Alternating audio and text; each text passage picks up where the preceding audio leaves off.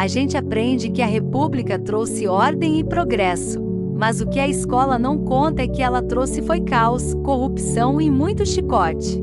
Neste vídeo, você vai ver o país onde o voto era dado por um coronel na marrã, onde o governo invadia a sua casa para te vacinar à força, e onde uma ferrovia foi apelidada de Ferrovia do Diabo por um motivo assustador.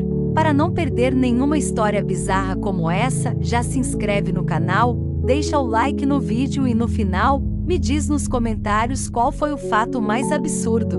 Bora lá! A República de Mentira, o chute na realeza e o novo poder. Essa história começa com um golpe de Estado sem povo, sem briga e com uma chuva inesperada. Em 1889, o Marechal Deodoro da Fonseca, incentivado por uns militares e fazendeiros revoltados, deu um ultimato: o império acabou. Dom Pedro II, o velho imperador, foi convidado a ir embora em um navio, numa cena mais triste que fim de namoro. O Brasil virava uma república por decreto, sem participação popular e mantendo a mesma elite de sempre no poder. A monarquia caiu, mas a desigualdade ficou. O novo regime adotou a bandeira que você conhece, mas o lema Ordem e Progresso era, na prática, uma piada.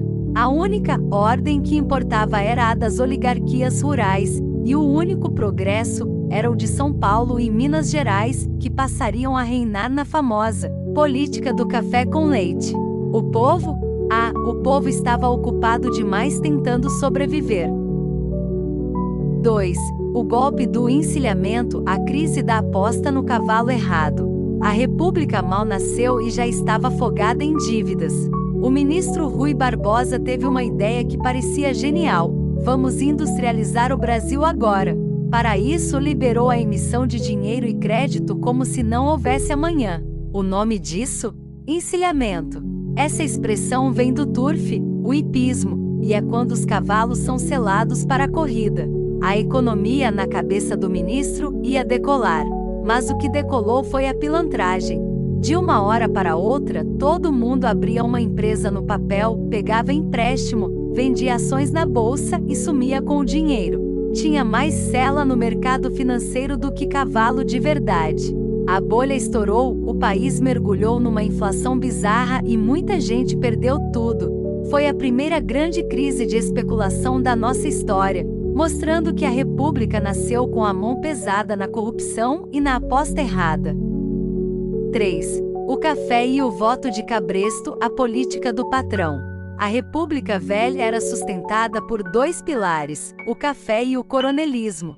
O café era a nossa riqueza e quem controlava as lavouras controlava o país. Isso criou a política do café com leite, onde presidentes só podiam ser de São Paulo, o café, ou de Minas Gerais, o leite. Era um rodízio fechado de poder que ignorava o resto do Brasil. E para garantir que essa panela não fosse mexida, entra em cena o coronel, o grande fazendeiro que era a lei em sua cidade. O poder dele era absoluto. Distribuía favores, empregos e, claro, decidia em quem você votaria. Isso se chamava voto de cabresto. O voto era aberto, não secreto, e o eleitor era literalmente levado à força ou sob ameaça para votar no candidato do coronel. O cabresto é aquele freio que se coloca no cavalo para controlá-lo. Na Primeira República, o eleitor era tratado como gado. 4. A revolta da vacina, o povo vaiar o progresso à força. O Brasil precisava ser moderno, mas o Rio de Janeiro, a capital, era um caos insalubre. Em 1904, o sanitarista Oswaldo Cruz botou na cabeça que ia acabar com a varíola e a febre amarela. A solução? Vacinação obrigatória e demolição de cortiços.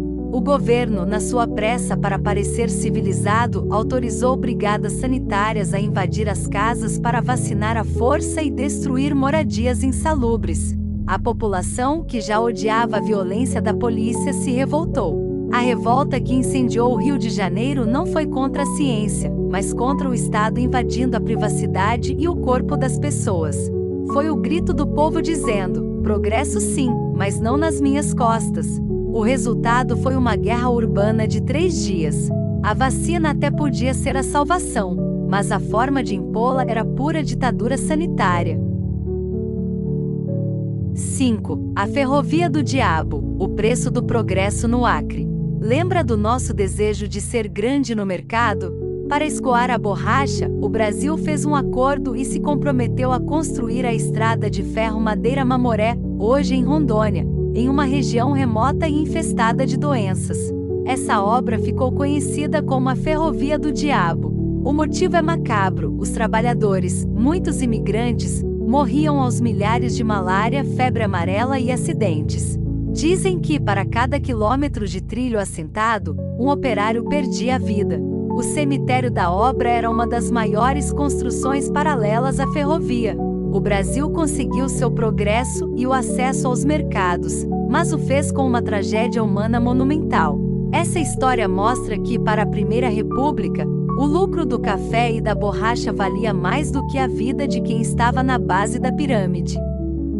6. O Mar de Lama e Chicotes, a revolta da chibata. Nas Forças Armadas da Jovem República, a velha desigualdade ainda mandava. A marinha era formada por uma elite branca, enquanto os marinheiros de baixa patente eram, em sua maioria, negros e pobres. Eram eles que faziam o trabalho pesado e recebiam os castigos mais brutais. Em 1910, o estupim, o marinheiro foi condenado a levar 250 chibatadas em público, uma punição herdada da escravidão. O marinheiro João Cândido, o almirante negro, liderou uma revolta épica. Eles tomaram o controle dos principais navios de guerra do Brasil, apontaram os canhões para a capital e exigiram o fim dos castigos físicos.